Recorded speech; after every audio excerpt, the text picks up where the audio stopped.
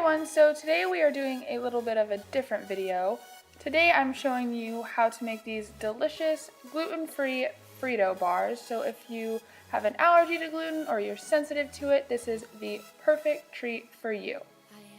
So I will leave the original recipe as well as all of the quantities of the ingredients I'm using in the description box below. But to start off, I'm going to take a tiny bit of extra virgin olive oil and I'm going to use that to grease the pan just so that nothing that we put in it sticks or gives you a hard time when you go to cut it later on.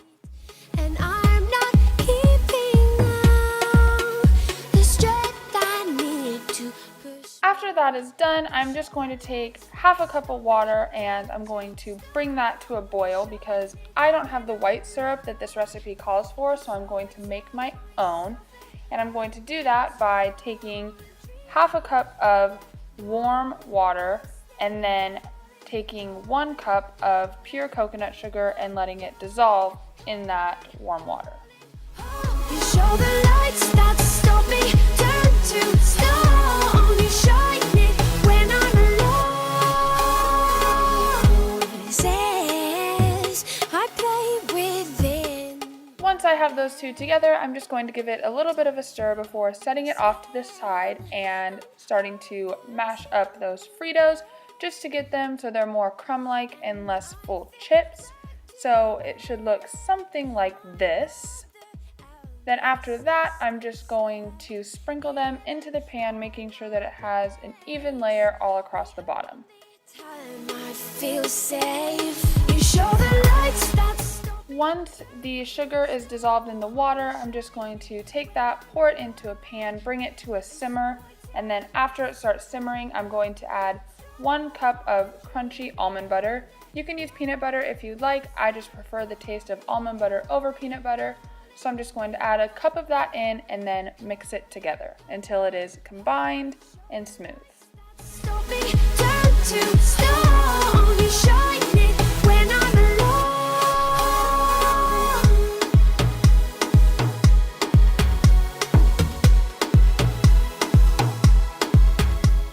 Once that reaches a desired consistency, so something like this, you're just going to take that and pour it over top of the Frito layer and then mix all of it together to make sure all of the Fritos are coated so that they stick together and form a nice crust.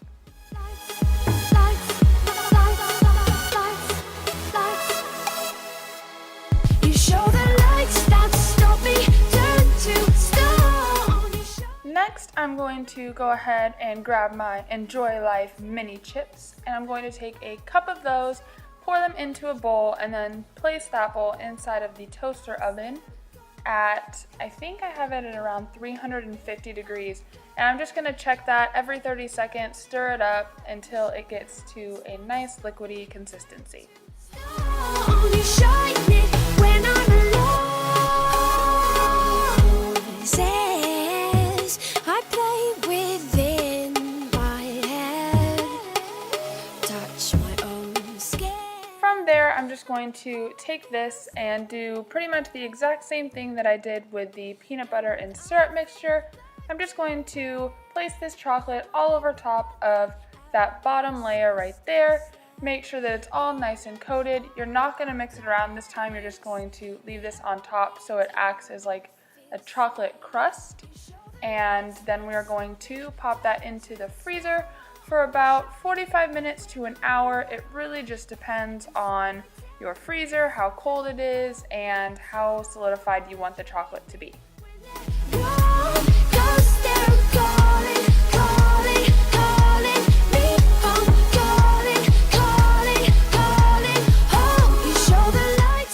So this is what mine looks like after just under an hour in the freezer.